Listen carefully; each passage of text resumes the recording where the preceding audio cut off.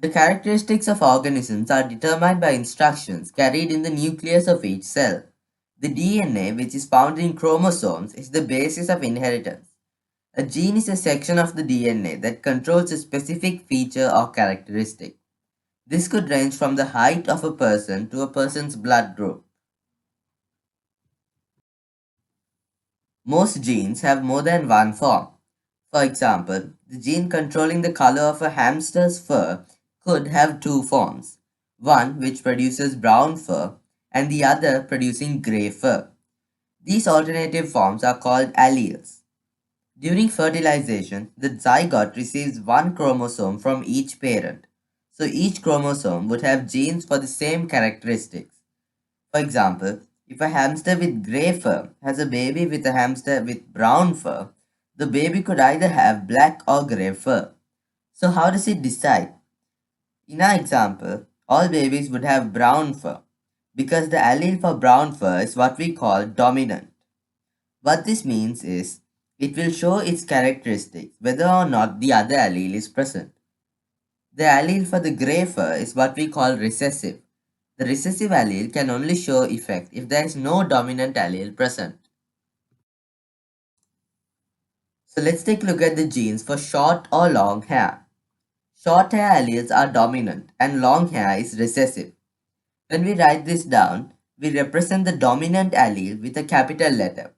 In this case, we'll go with a capital S, and the recessive allele with the same letter but simple, so S again. Okay, so the genotype is the makeup of an organism or the genes of the parent.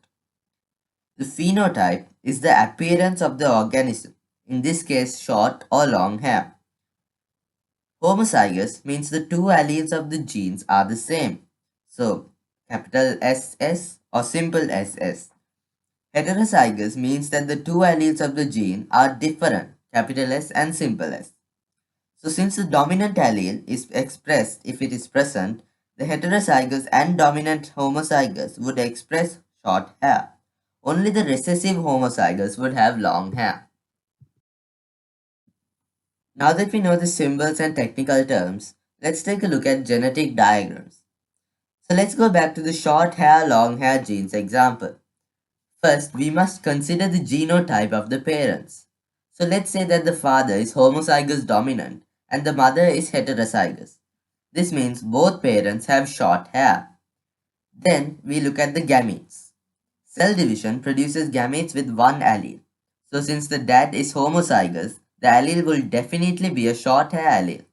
But since the mother is heterozygous, the allele from her side could be short hair allele or long hair allele.